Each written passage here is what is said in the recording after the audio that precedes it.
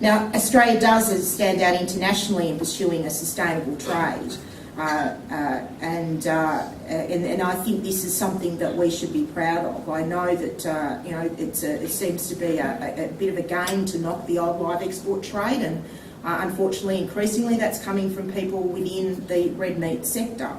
But take us out of the picture. Tell me who is in market helping to improve welfare.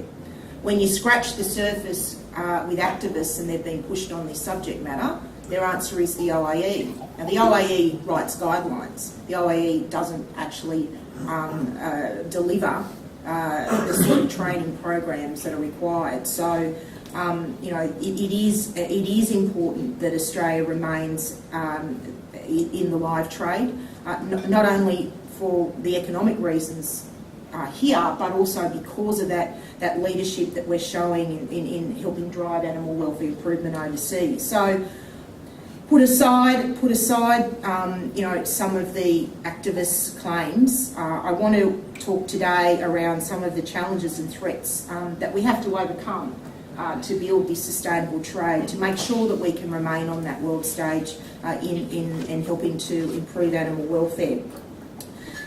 The first of those challenges I want to address, and it's probably a very timely one, is the state of the federal parliament, which we don't quite know the mix. I was just checking. There's 6 seats in doubt. One, so for the Libs are ahead in one, and Labor in the others. I think at most the greatest margin in those 6 seats is 600 votes, and there's still quite a bit of vote out there. So, we could be having a hung parliament. I think it's probably more likely than not, given the stats that I just looked at, but there's still the potential of coalition winning in their own right.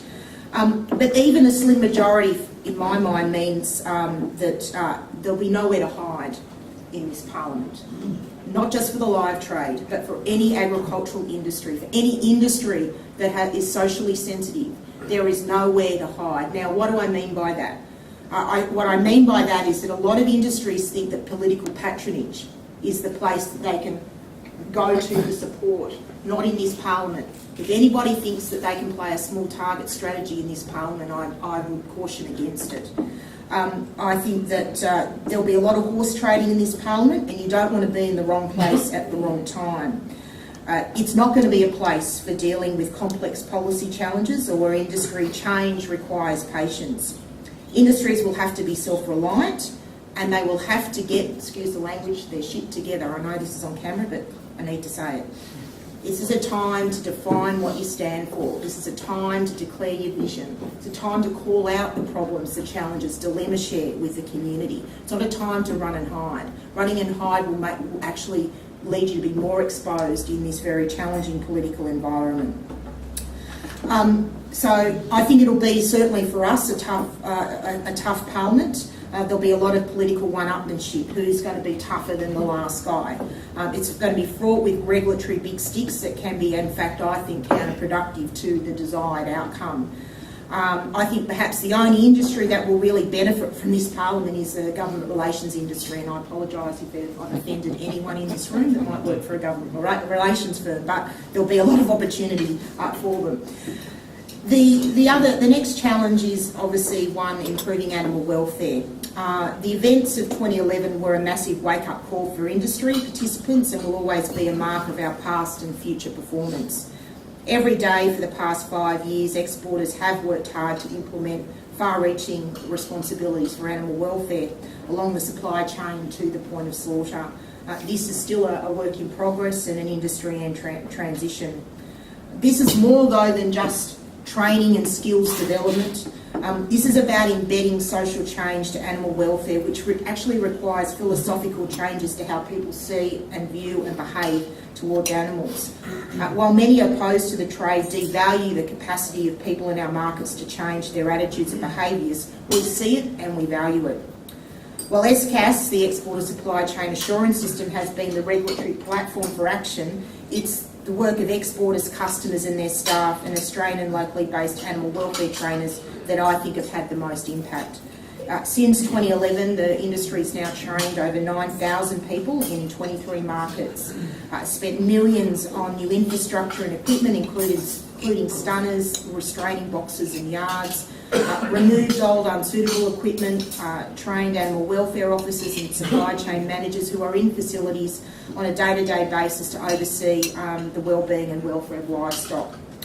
Thanks to these changes, for example, 90% of abattoirs in Indonesia now use stunning, whereas in 2011 that figure was closer to 15%.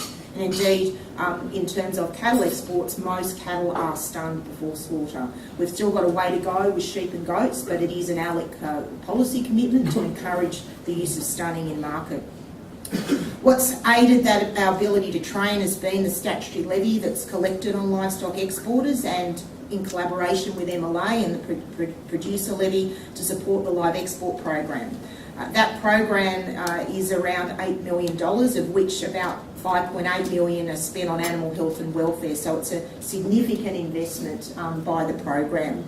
And there's around 30 different research projects underway, including the development of a salmonella vaccine that'll have broader reach than just our own industry, heat stress, best practice bedding, indicators of welfare along the supply chain, benchmarking the trade against our competitors, and of course the development of the next phase of SCAS called the Livestock Global Assurance Program, which if and when implemented, will be the first QA program of its type in the world.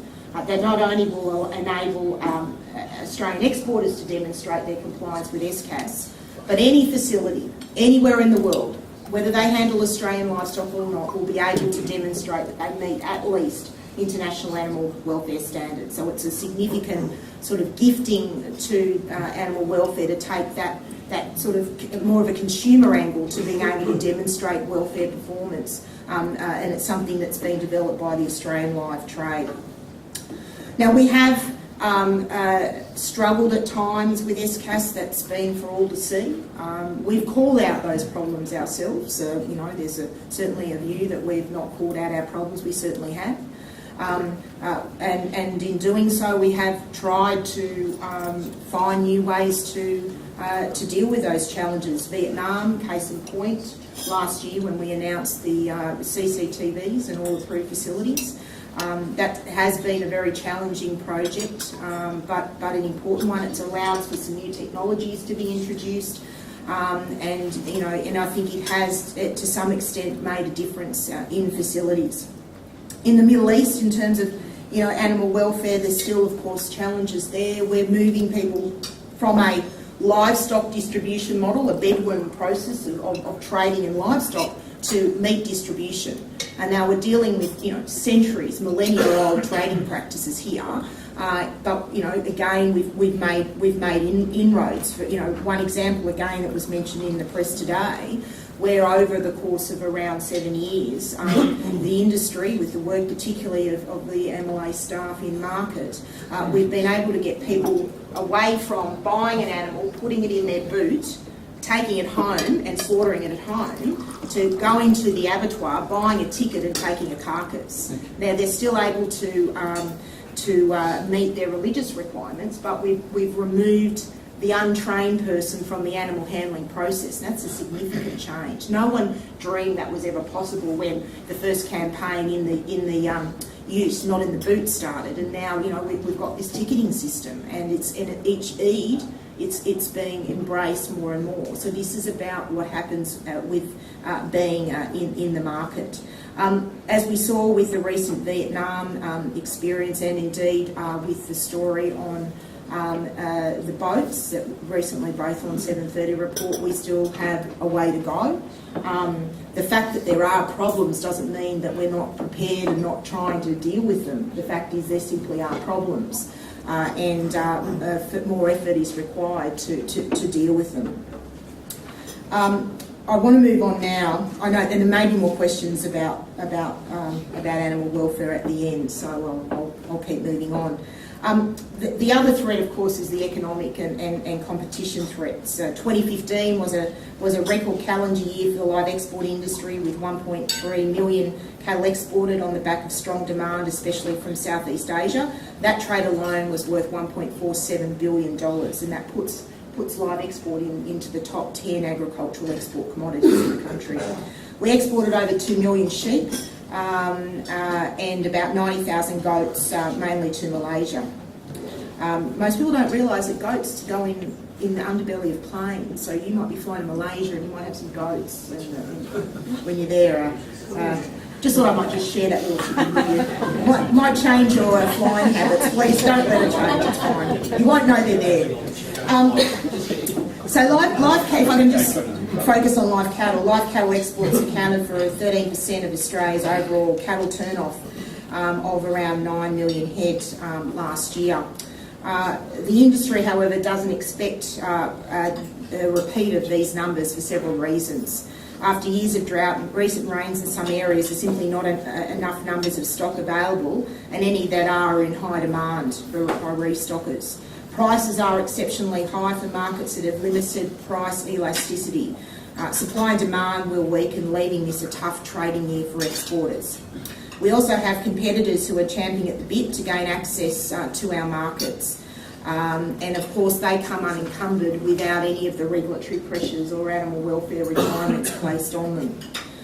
We've also got markets that are challenged by internal regulatory arrangements. Indonesia, for example, we are hopeful that we can move to annual permits, but this is clouded by Indonesia's decision to permit the import of Indian buffalo meat from 10 Indian meat establishments, of which their halal status is still in question.